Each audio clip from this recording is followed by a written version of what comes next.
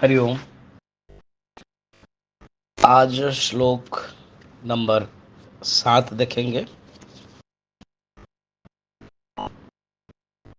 भी पाराशर्यवचः सरोजममलं गीतार्थगन्धोत्कटं नानाख्यानककेसरं हरिकथा सम्बोधनाबोधितम् लोके सज्जनषट्पदैरहरः पेपीयमानं मुदा भूयाद्भारतपङ्कजं कलिमल प्रध्वंसिनः श्रेयसे। जिस महाभारत के अंतर्गत ही ये गीता है, उस गीता के एक अति सुगंधित कल्याणकर कमल पुष्प कहा है महाभारत को। पाराशर्य वचः, ये भी एक रूपक है। इस रूपक में एक तालाब है, सरोवर। इस सरोवर में फूल रहता है। फिर उस फूल में केसर होता है। फिर उस केसर में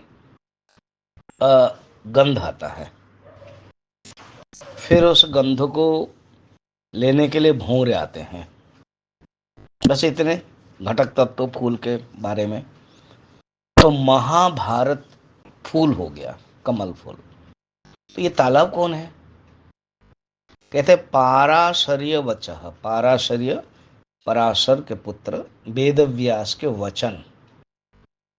व्यास उच्चिष्टम सर्वम, जगत सर्वम। व्यास के ही उच्चिष्ट है, उनके ही वचन है सब कुछ। देखो, पुराण लिखा, महाभारत, ब्रह्मसूत्र भाष्य लिखा, सब भाष्य माने अन्य अन्य सब ग्रंथ दिया, ये वेद व्यास के ही रचित है, उन्हीं के ही वचन है। तो उनके वचन रूप सरोवर में जो फूल होता है ना, वो कलिमल होता है, कमल होता है। उससे क्या होता है? कलिमल प्रध्वंसन, कलियुग को, मल को दूर करने के लिए। और केसर, फूल में केसर होता है। तो नाना कथा, जो महाभारत में अनेक कथा है, अनेक आख्यायिका है, नल दमयंती कथा और विदुर के कथा, बहुत कथा है, कथाएं भरपूर है संवाद के माध्यम से। ये सब केसर है। और इस आख्यान का प्रयोजन क्या है? हरि कथा संबोधना बोधितम। हरि कथा को ही अभिमुक्ति करके बताया गया। संबोधना माने अभिमुख करके, उनको ही आगे करके, उनको ही संबोधन करके बताया गया है। बोधितम, प्रबोधन किया गया है ऐसे। और उस कमल में एक गंध आता है, सुगंध आता है। वो जो सुगंध ही सब पसंद करते हैं। रात में देखना, रात की रानी रजनीगंधा, उसे सुगंध आता है। चंपा, सुगंध आता है। तो जो कमल फूल का जो गंध है ना, वो गीता का अर्थ है। वो गीता के अर्थ, अर्थात गीता का विषय क्या है ना? ब्रह्म विद्या। ये है गंध। क्यों? महाभारत का जो विषय भी ब्रह्म विद्या है, पर्पज उपनिषद के भी विषय ब्रह्म विद्या। उपनिषद को ही ब्रह्म विद्या कहते हैं। उपनिषद का अन्य नाम ही ब्रह्म विद्या है। अच्छा, इसको लेता है ना कोई कमल के, तो कहता है षटपदी। षटपदी माने भौरे, जिसका 6 पैर होता है। वो कौन है ना? सज्जन है। आप लोग सुन रहे हो, तो आप ही षटपदी, आप ही सज्जन है। सुधीर भोक्ता कहा गया था पहले श्लोक में। तो सज्जन षटपदी है, मुदा पेपीयमाना, आनंद रूप में लेते हैं वो। मुदा पेपीयमाना, अर्थात जो भ्रमर कमल के बाह्य रूप नाम को लक्ष्य न करके, उसके अंदर जो है, वो जो मधु है, वो ग्रहण कर लेता है। इसलिए देखिए, जो भौरे होते हैं, वो सिर्फ कमल के नहीं, कोई भी फूल से लेते हैं। अर्थात फूल के जो गंध, फूल के जो सुभाषित है, वो गीता का अर्थ है। किसी भी ग्रंथ में, किसी भी शास्त्र में ब्रह्म विद्या अगर आ गई है, परमात्मा के बारे में बताया गया है, तो उसके जो वो सुगंधित है। और ये जो सज्जन है वो बाहर की चीज नहीं देखते। वो जो भौरा है वो कौन सा फूल है, कहाँ पर है, गोबर है, गोबर में है कि पंख में है कि कहाँ पर है, वो नहीं देखते हैं। उसका जो सुगंधित ग्रहण कर देता है, सार सार ग्रहण करता है।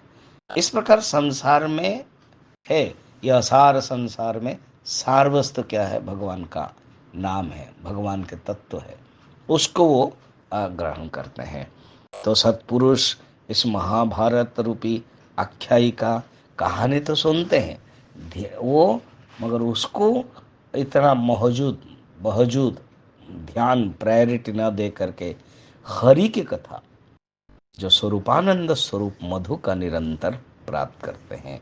और ये क्या है, अमलम, ऐसे भारत पंकजम, ऐसे महाभारत पंकज अर्थात कमल हम लोगों के लिए कल्याण करे। तो ये जो श्लोक है इसमें महाभारत के रूप कमल बताया, और उसके जो गंध है, सुगंध है, वो गीता है। तो महाभारत के बीच में गीता है।